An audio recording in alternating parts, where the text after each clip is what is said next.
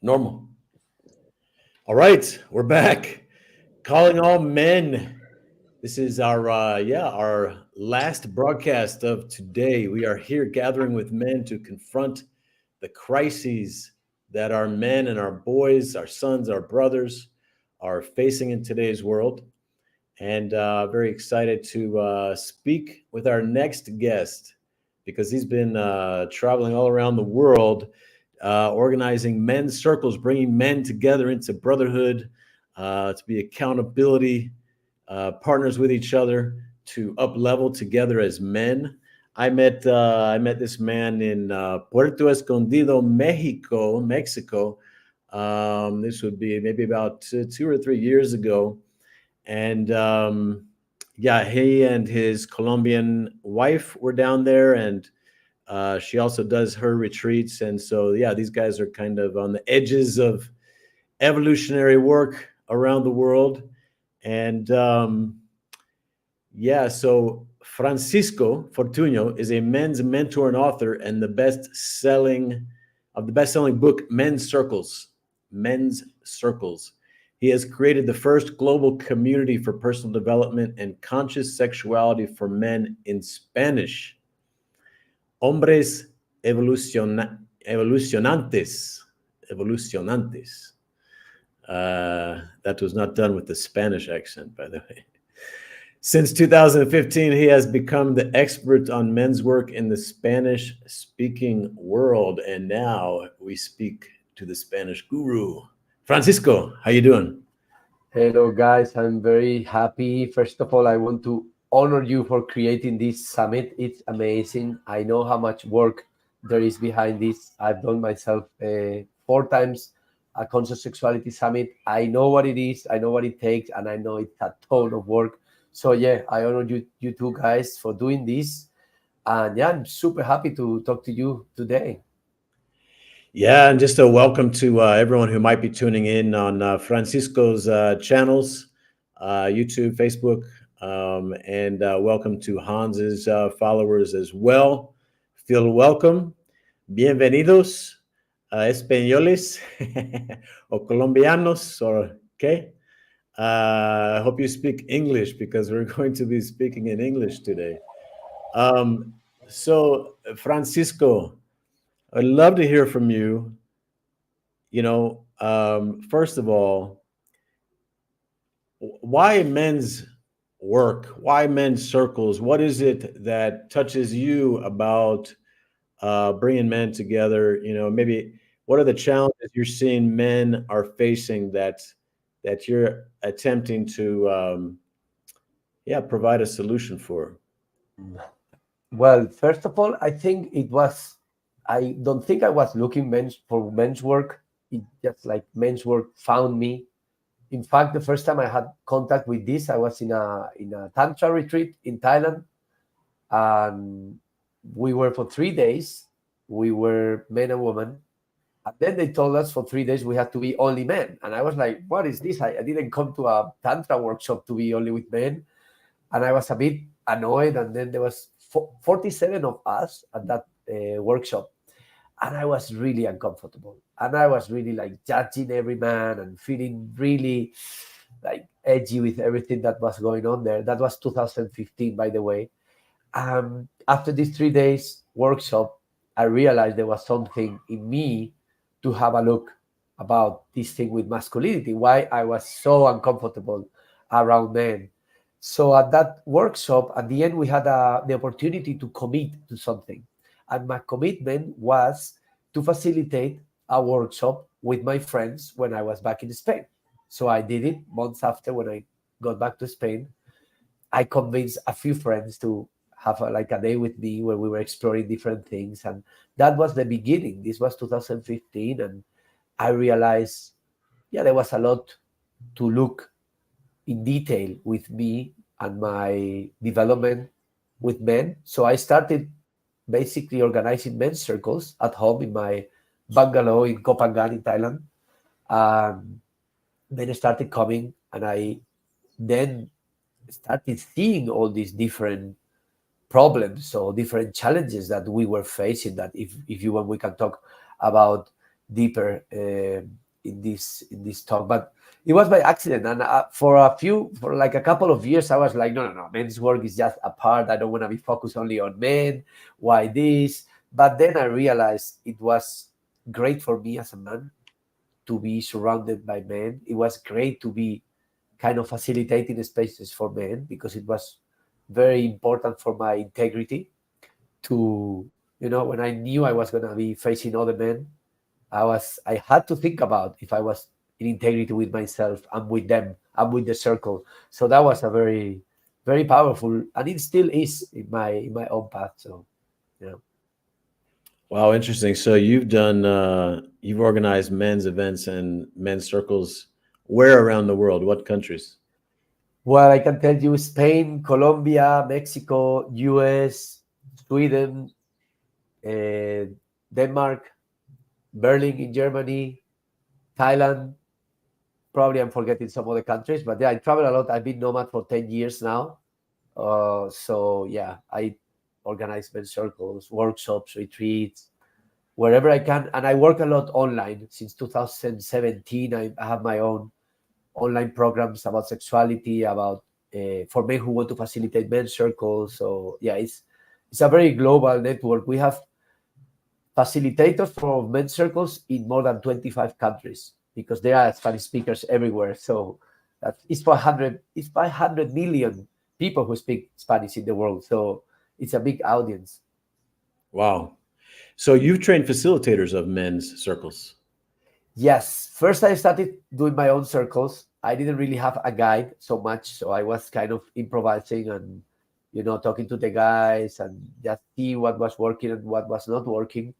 And after I facilitated about 100 circles, I realized that there was no content about this in Spanish. In English, there's like a couple of books, one from MKP from the 90s and another book, but not very much, especially for the Spanish speaking world. It's quite different, the culture.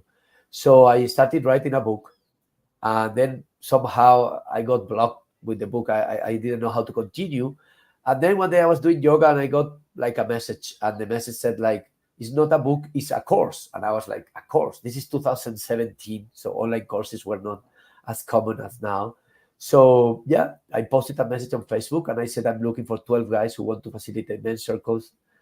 Finally 16 guys registered for the course, and we did it. This is 6-7 years ago. Now we have more than 200 guys who have taken this course in many different countries.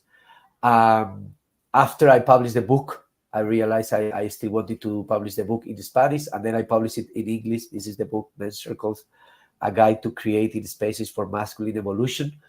And now this content is available for any man who want to learn how to facilitate men's circles and wants to have like a structure and a guide on how to do it. So it's been like an amazing path to share this with other guys and to still facilitate my own circles. Very cool. Yeah, I imagine there's a lot of American guys who are like men's circles, like what is this? And I wonder, how is it even in Spanish? Because Spanish speaking cultures, because there's even a bit more of a macho culture in many Spanish speaking cultures. So how do they first understand what you do, and how do you explain to them what you do? It's funny because I didn't even know this existed. And in 2016, I think, I went to Portland, Oregon, to something called the World Domination Summit. And there I met a guy, and I went to this guy. This guy is in this summit. I was very happy to see him. I met this Asian looking guy, and I'm like, okay, what do you do? And he's like, I'm a men's coach. And I was like, a what? Men's coach? I was like, wow. I had already studied coaching, but I didn't know it existed something like men's coach. And this guy is Michael Krotowski. I think you are going to be with him as well. So I took part of his course, School for Men. I think it was 2016, 2017, long time ago. And when I started doing my men's circles in Spanish or in Spain, and I was saying, no, we have a men's circle, people were like, oh, what are you going to do? Is this something for gay man, or are you going to masturbate or something like that? And I was like, no.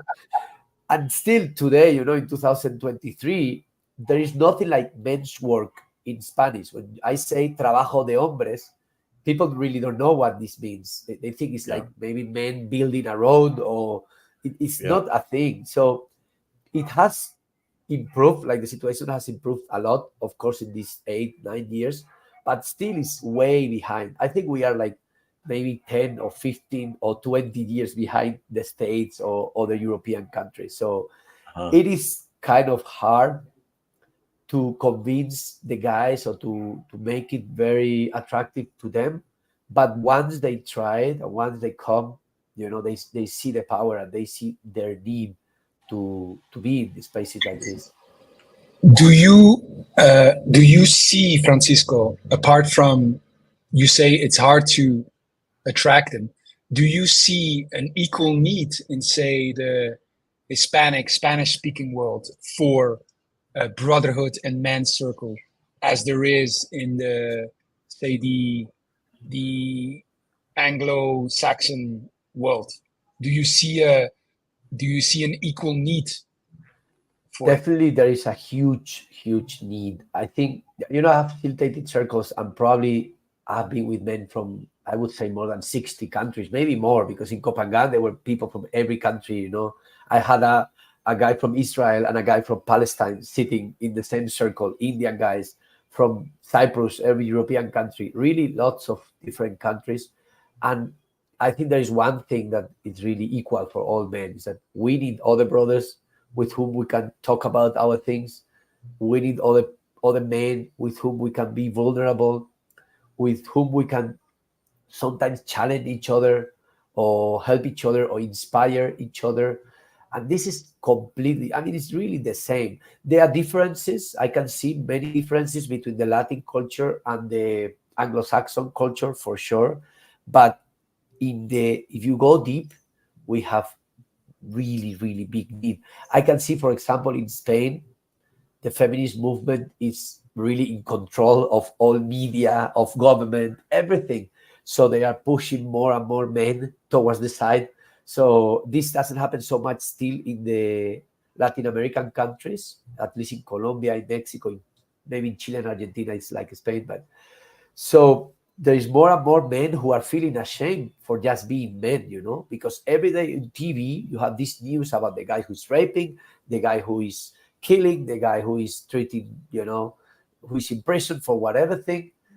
But very rarely we have images or guys on TV, or, on media, that you can actually look up to them and say, wow, I want to be like this, I get inspired with this type of masculinity. This is very rare now. They are only showing the bad guys, the toxic masculinity. Yes. So I think this is the biggest need we need. And so many men are very lonely, and they don't have friends with whom they can talk about these things. My question is also, sorry, Michael. Let me just cut in here before we go too far. Yeah, I just want to say, everyone who's just tuned in or is watching a recording here, we're interviewing 50 men this week, like Francisco. Very interesting men who are working with men and boys, young men around the world, coming together to confront the crises that we're facing. You're welcome to attend for free. CallingAllMenSummit.com. You can just go and subscribe for free, and you'll be invited to all of that. And then here on our Facebook page, you get another 20 live interviews. And Francisco was good enough to come take some time away from his travels and come and join us and tell us about what's going on in the world of men and masculinity around the world. So yeah, I would love to hear some more of, the differences and the similarities that you see between cultures. Let me ask it, because I totally see also and experience the difference, say, Spain and Colombia. You're in Colombia. I'm in Colombia right now. And it's my impression that men have more of how would I say, natural place to meet. Like, I'm part of a cycling team here, and it's just men, and we have this, and it's a very important part of a lot of their social circle, And so my question is also like, have you seen differences in the way men meet or not meet between, for example, Europe and the Latin world? Yes, definitely. I think one big difference we can see is like the US or even the Northern European, like Belgium or other countries in Europe are more individualistic. I mean, most of the people live alone. I have had the opportunity to travel to Sweden, to Denmark, to be part of some men's work, something called European Men's Gathering. Also to Berlin. I was in June in Berlin with 300 guys, and I can see there is very individual society. In Spain or in Colombia, family is still important, so there is kind of more connection. We tend to live close to our family, our brothers or sisters, our parents, so there is more community. We tend to be friends with the friends we had in school, in high school, in university, but this is going towards more and more towards what happened in the US, where people are very individualistic. Maybe they don't even talk to anyone during the day and things like that, So I think it's getting closer and closer. Another difference I've seen is that maybe in Spain, in the Latin speaking countries, we are a little bit more in contact with our emotions. Like you can see people arguing, in the streets or screaming at each other, even fighting, which is for sure not very good. But I can see, when I went to England. I was facilitating in a tantra retreat this summer, and I can see how many times like English people, American, Germans, they need to drink in order to show or to connect a little bit with emotions. I think here we are still a little bit more in contact, not so much to be honest, but a little bit more. So I think there is more repression of emotions in the Anglo-Saxon cultures, but I think the need is equal. We all of us are very in need. Maybe the Latin speaking countries are less open. I've seen an event in Berlin with 300 guys, I've seen in Sweden 150 guys. And in Spain, I've been trying, and the biggest amount of guys we have gathered is 50 guys, And this is like after 8 years of work, and it's still hard to convince these guys to come. Once they come, it's really easy. Everything flows like boom. And you can see there is a journey in their heart for these spaces, even if they don't know it. So yeah, I think it's a big need in every country of this kind of work. Yeah, so that everyone knows, Francisco is going to be joining us next week to give us a training on how to start a men's circle. Yeah, looking forward to that. The people who choose to own the summit package, the library, also get a bunch of live and recorded video trainings by our mentors, leaders, fathers, veterans, the men who are participating in these interviews, these conversations. So I'm very much looking forward to that, Francisco. How did you, how did you decide that you wanted to teach the men's circles? I know you spoke to that a little bit, but I don't know, why men's circles instead of some other form of working with men? It's probably because this is the way I started. I started just facilitating men's circles because I realized I needed it. I needed that. I was living in Kopangan in a tantric community. There were women everywhere. I was going crazy, running after women. And I realized I needed quality time with men. I didn't have so many friends there. So I realized, okay, I'm going to start my men's circle. I had a big balcony, a big like terrace in my bungalow. So guys just started coming every week. I was doing it every week for 5 months, for 5 years. So during 5 years, I was coming back to the island for the winter, for the European winter. And people just were coming. And at the beginning, I didn't think this was going to be my purpose. I just realized it was good for me. And then slowly, I realized, these guys wanted to repeat, to come to the circle. And every time I was in a men's circle and they were sharing a problem, a challenge, I realized I had something to share. But I couldn't, because usually in the men's circles, we don't allow to give advice unless it's requested, So, but I realized, I have a lot to share. And then after facilitating 100 circles, I realized there was nothing. There was not even a manual. There was nothing in Spanish. So I said, okay, I need to get this out of my system, and I want to make it easier for men who come. I've done lots of mistakes. I've done things that I think work. So I will put this in a book. Then it was a course, and after it became a book. So it was more like a calling of the soul of wanting to share this medicine, because for me it was medicine. When I was in the hard times, it was a great medicine. And I realized all the guys who came and trained to be the circle facilitators, and it was medicine for them. And then it just became bigger and bigger. And now, and then I started doing conscious sexuality, leadership, all the things. But men's circle was the beginning of all. And I'm so glad that still the community is growing, and we launch this course like 2 or 3 times a year, and more guys are coming. I think the beginning of men's work is being able to sit on a circle and look at other men, to look around. I think this is the beginning of all.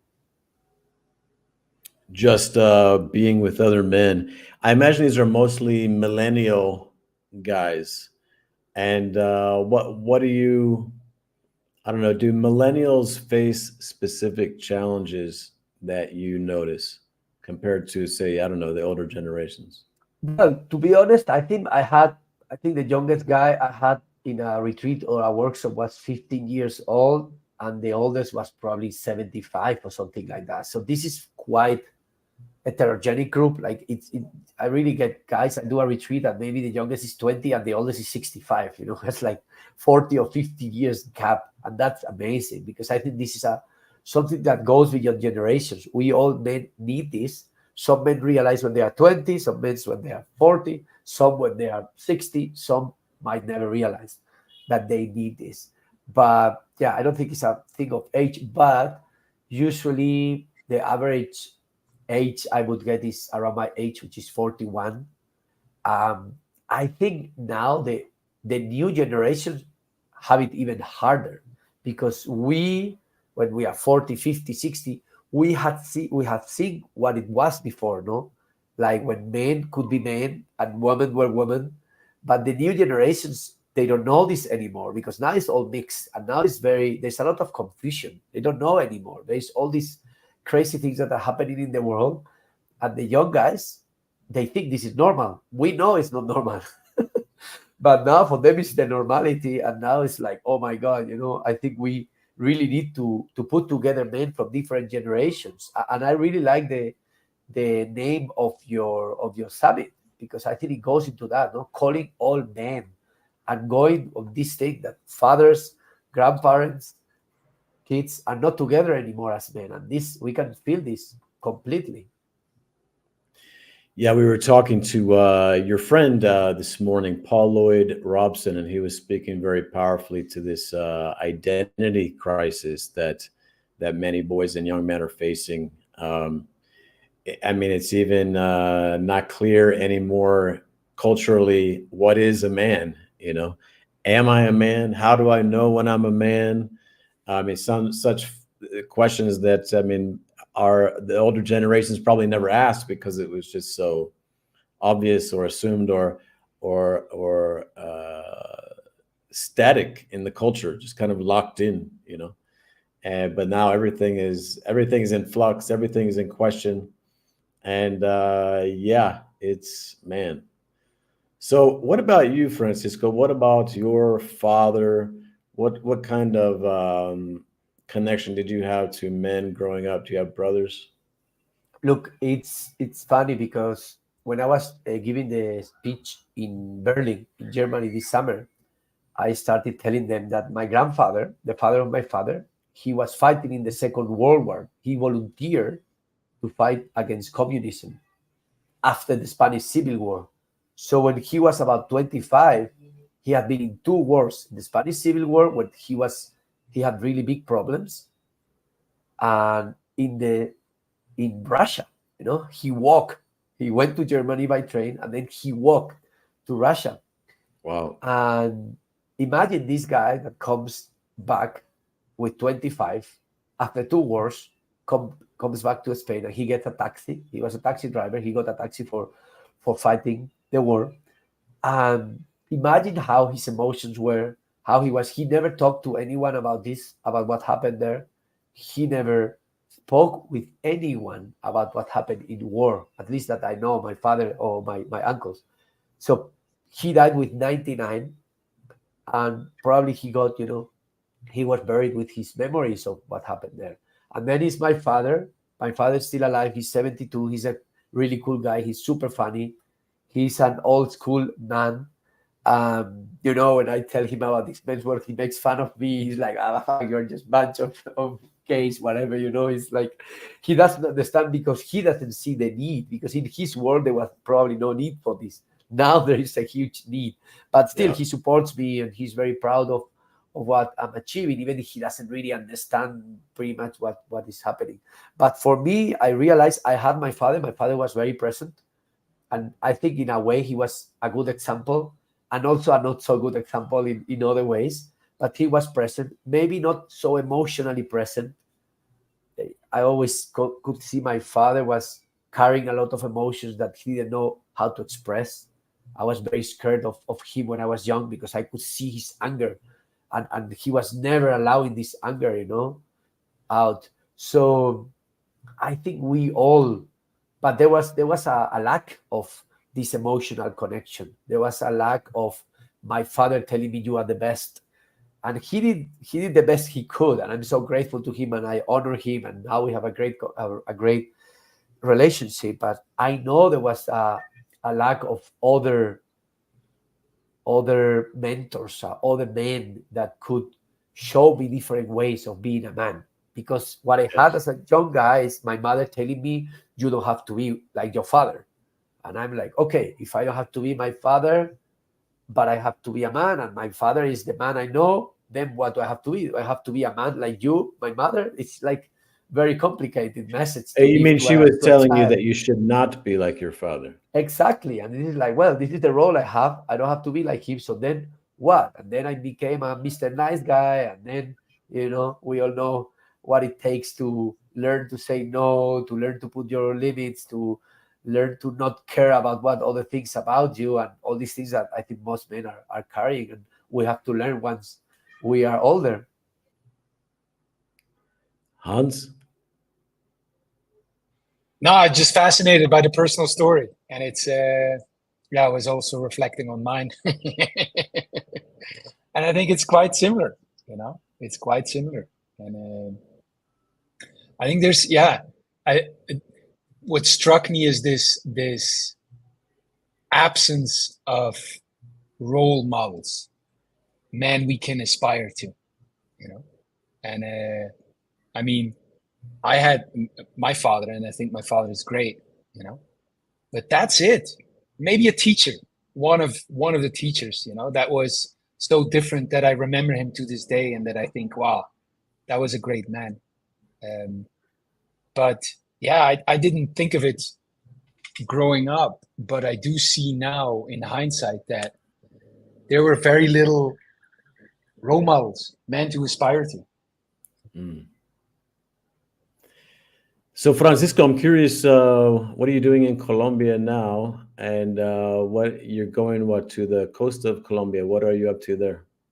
It's a new adventure. I'm in Medellin at the moment. And as soon as we finish with this interview, I'm going to the airport and I'm flying to the coast of Colombia, where I have rented with my wife a hostel. And we are kind of creating a conscious community. We are going to be gathering friends. Everywhere we go, we have friends coming over. So we decided to rent a hostel, and that has space for like 22 people. So we are doing a New Year's gathering. We are doing different workshops, retreats. We are going to do all there. We're very happy. It's kind of making roots. We have rented this hostel. We have the opportunity to buy it. And this is something that has been in our mind for many years. We have lived in different conscious communities, like in Costa Rica, in Mexico. And now we are kind of, maybe these are the seeds of our own. We're at the coast in Palomino, Guajira. It's a beautiful place, very wild. We are very happy with this. I'm still doing all my online work. I will be doing like mastermind in March at the coast in Colombia, and yeah, working in many different projects. Um, Very inspired to be. I always get out of the winter in Europe, come to the tropics for like 10 years. So yeah, I'm still very inspired now. I hire a new mentor to help me with all the online business, so I can reach more men and yeah, share with more men all this knowledge and all these experiences. Will you become a father? Is that in your future? This is something I'm talking a lot about with my wife. She's becoming 34 this week, so we still have a little bit of time. And in the last few weeks, I've been like yourself, Michael, and other friends who have become parents recently, or who are thinking about becoming parents recently. And I definitely think my life is amazing right now. It's really cool. I've been traveling for 10 years. I have an online business. I have an open relationship. I have really all what I want, but there is a part of me that says like, but being a father, like how would it be to raise a child, and to have to be this role model for someone, for a boy or for a girl. So it's definitely there. We are talking about it, and yeah, hopefully we will have to do it. And you know what I will do? First thing I will do when I hear my wife is pregnant, I'm gonna do an online summit about fatherhood. This is the first thing I'm going to do. It's the first thing because this is the way I learn. Uh-huh. Yeah. Yeah, it's a great way to learn is to host an event like this for sure. Yeah, I interviewed 55 guys the for the website where we're launching, and this week is another 20. So that's about 75 interviews in about 3 months, maybe 4 months. But yeah, Hans, what about you? Are you going to become a daddy? I never thought I would, but this is the first time I could say I'm not saying no. So, but who knows? It's the first time that I think, that's a possibility. That's definitely a possibility. So that's interesting. Michael became one very recently, and I said, how is it? How is it to become a father? And you said that I thought it was interesting. Maybe I'm paraphrasing. Um, it's like filling a hole that I didn't know I had, filling an emptiness I didn't know I had. Is that Yeah. correct, Michael? Yeah. Yeah. It really is, even just taking breaks from doing this summits, and I'll walk in the other room and just see her, and I'll pick her up and just lay her on my chest, and there's just all this love, and this like relaxation and peace just comes over me because this event is quite complex and I'm not getting much sleep, but I just go pick her up, and then it's just like, you know I think a lot of our working so hard in the Western world and so much focus on the future is oftentimes because just being here in here, it doesn't feel so good. We want to get somewhere else. We want to be someone else. We want to, it's all this outward focus. And yeah, it's, holding that newborn baby who's your daughter. It's just like, yeah, there's nothing to do, just here we are. So it's beautiful. Francisco, I wonder what challenges you see men encountering when they want to gather men in men's circles. Because I think, as I've put on this summit, I've seen different kinds of men working with men in different kinds of ways. And one of the things I've noticed is, some degree of them. Well, okay, let me not speak about this event in particular, but something I've noticed over the past, I don't know, 15 years, traveling, doing my work, whatever, is a lot of times the men who most need the brotherhood are the worst at it. You know, right? There's some kind of wounding there with their father, or they just never had brothers. They were never part of a, I don't know, being around just men was not familiar to them. And maybe they were extra sensitive or extra, I had a friend once, and when he came to visit me in Thailand, we went, you can get the foot massage on the side of the street. And for the woman to touch his legs, like his calves, was painful. Like physical touch, just physical touch in general, was so foreign to him.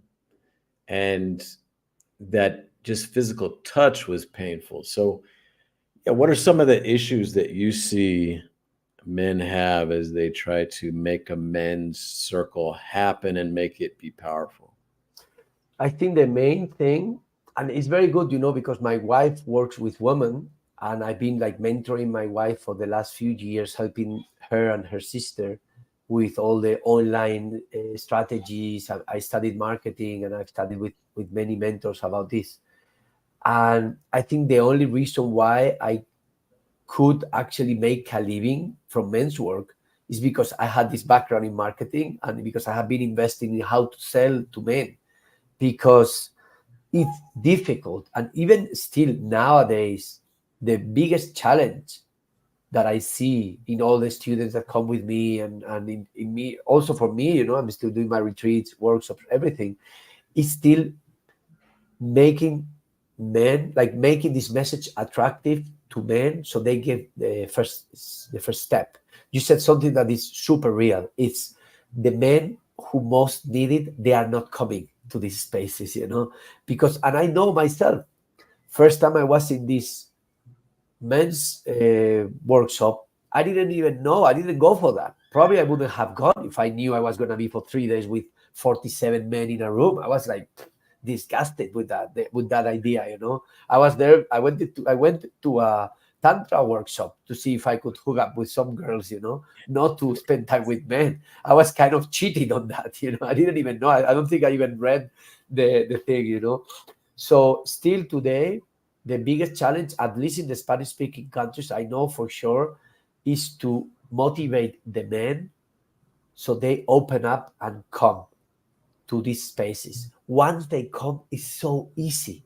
Like I do retreats, and every time, I do a 5 days retreat now, where we do rite of passage, everything. One day we're sitting in a circle, and I tell them the most difficult thing we need to do is already done. You came here.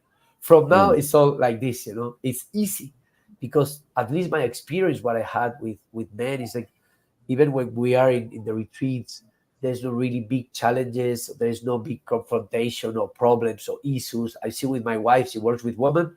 You do a summit with women, you will have 500,000 women signing up. And I'm sure you don't have 500,000 men, because women would tell each other, and they share with their friends, and they send it to the WhatsApp group of the mothers of the school and all these things. With men, it's like, it's not so easy. So this is still the biggest challenge. And the biggest prize is when the guys come and they realize there is this huge journey of their soul of spending time with other men, because this is what we have done for all of our history. It's only the last 40 or 50 years that every space is mixed. It's men and women everywhere. But before that, hundreds and thousands of years before, men were with men, women were with women, and sometimes would, gather just to for some things, Yeah, you see that. I mean, I've traveled the world for a long time, as has Hans, as have you. And you go to any place that's not like modern, super modern and westernized, and the men and women just hang out separately. The men are with the men, and the women are with the women. And it's not like there's not a big drama or conflict about it. It's just like, that's kind of what's normal, Men are different from women in key ways, and that's even taboo to say in the modern Western world. But it's obvious to the rest of the world. It's obvious to people who've been, who are from some kind of enduring culture. And there is a sense of ease or relaxation that you can find with men. I'm saying this maybe to the men who might be watching who have not grown up with any men's spaces. And mostly the internet today is a mixed space as well. Like even this men's gathering, okay, we're just three men on a call, but 50% of the women, the people who watch this call could be women. They could be about to offer their critical comments or judge men who come to something like this. So it's not the same as being just with men. And in the Western world, many of these all men spaces have been removed. They've been taken away. They've been judged as sexist or whatever. But man, it can be so healing, so just relaxing, just like, oh, okay. There's a way of being on the earth where I can be like this, and I don't have to play the role of the guy who's being civilized and fitting in the mixed company. Could it be that that given the situation the predicament that we're in, that a man almost needs to be forced into it in the same way that there's power to, like Frederick was talking in the bullying, independent of the judgment of that. He says there's a role of that in a man's life. And there's a role for an older brother who's mentoring his younger brother, and it's not always pleasant. There's a role for the father figure, that's not always pleasant. And in the same way, maybe brotherhood, given the predicament that we're in, men maybe need to be like forced into it, And I'm not saying we should force them into it, but it's part of the challenge that a lot of men won't choose for it, and until they experience it, then they will know. Like for me, it was the same. I had some experiences with brotherhood because I was always playing football and I was in parts of teams, but I never really experienced true brotherhood. I never did. I never had an older brother, I never really had elders. And, it's almost like I had to experience it before I understood the healing power, the growing power of being among men, of being in a brotherhood. And so if this is true, it's quite a predicament that you're also in, Francisco. If you need to get guys there, you were lucky because you went there to that retreat thinking it was something else, and you were kind of forced into the 3 days, and that give you that experience. So that's interesting to me. Guys, now I do sometimes retreats or workshops with my wife, and we do men, women, couples all together about tantra and conscious sexuality. And I remember this summer I was in a tantra festival, and there's like 300 people. I was talking to the organizers, and I said, we need a space where we separate, because we're going to be for a week interacting, men, women, getting crazy with all this sexual energy, with all this celebration. And they said, okay, we'll do that. So we were like about maybe 60, 70 guys in a room, and we were just sitting down, and I was in silence. I didn't do anything. I was just sitting down looking at the guys. And then I asked them, like, how do you feel? And they were like, oh, like relax. I asked, how do you feel? And they were like, wow, I feel relaxed, because we have been around women, in this kind of tantra environment where everyone is like looking, something to do, and there is so much distraction and so many beautiful women, and they are distracted, just running around this feminine energy, and just sitting down in silence, looking at other men. And in 2 minutes, they understood why we need to be only men sometimes, why it's so powerful. And then we were doing different exercises. And after 2 hours or something like that, doing some work, we went back to meet the woman. And we were outside of the room, a circle of guys just looking at each other in silence, waiting for the woman to allow us to come in. And at some point, I was looking at the guys, and I saw some guys were crying just from looking at each other and being in silence after 2 hours of doing some exercises, And then we enter, and I think, and some men shared that with me. For the first time, they could see women in a different way because they felt powerful, they felt strong, they felt present. And it was just like a couple of hours thing, and it was so powerful. So yeah, there is such a huge need. And I know you are interviewing some guys who are doing amazing work.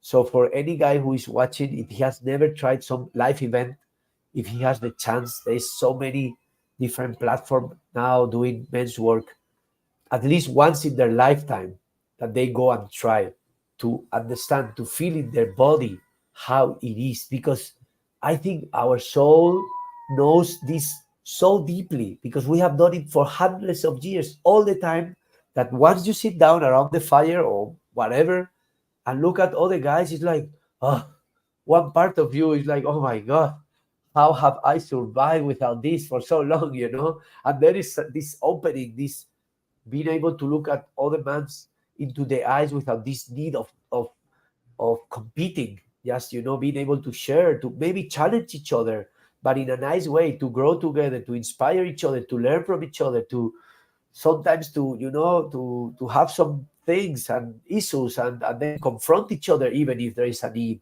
I think this is very powerful, and all men should experience this at least once.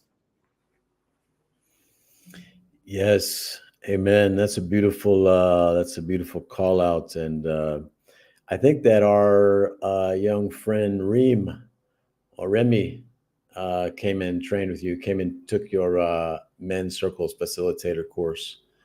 Yeah, so Francisco, thank you for doing your work and showing up for men, even in the face of the frustration that you must often feel. You have this gift you want to share. You have this service you want to offer, and it can make a difference. And man, it's can be like herding cats, right? It's hard work, and but I'm sure the men realize once they come and meet up with you that wow, this was the gift he was trying to give me, and I've been resisting all this time. It's yeah, we need more men like you who are out there gathering men, inviting them into brotherhood, inviting them into being allies for each other, having each other's backs.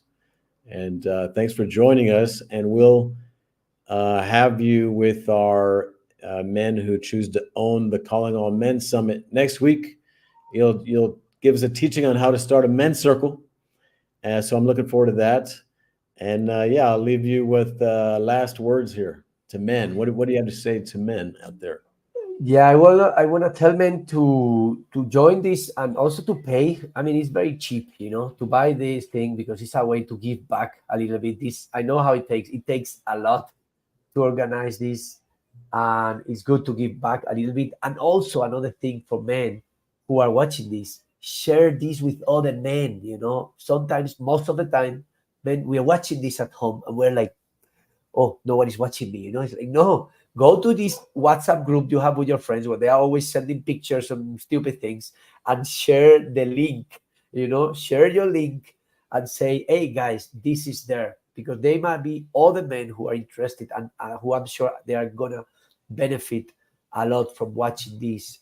I'm gonna get my pass to be able to watch this in the next months, because I think it's very important. There's amazing guys. I know personally a few guys who are in the summit of the work, and I think it's very important to do. And the last thing, this, like if they have the chance, they might join a men's circle, or if they need to create their own one, we're gonna have this class next week, or they can buy the book or whatever. But let's just create more and more of these spaces. There is so much need for so many men. It's crazy. There are so many men committing suicide. There are so many men who are alone. There are so many men who are drug addicts, alcoholics, all these things, and no one cares. So we have to care for each other, and we have to support each other and inspire each other.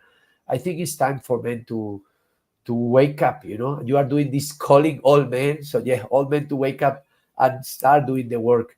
because it's so powerful. If I see my life 10 years ago and now, it's really brilliant, my life right now. And it's being the main thing is men's work. I've been doing super committed, doing this work, and I can see the benefit in my life right now. So it's for their own benefit, and it's for the benefit of the world, of society itself. So yeah, guys, thank you very much for inviting me. Thank you for this amazing work. Fair play to you, really. It's very impressive gathering all these men, and I hope it goes really, really. I hope you get back. I mean, I have no doubt you are gonna get back a lot more. The first online summit I did, I found my wife. Imagine how much Wow. I got back. So I hope you get back in whatever way, whatever you Well, need. I'm not to looking for a husband, but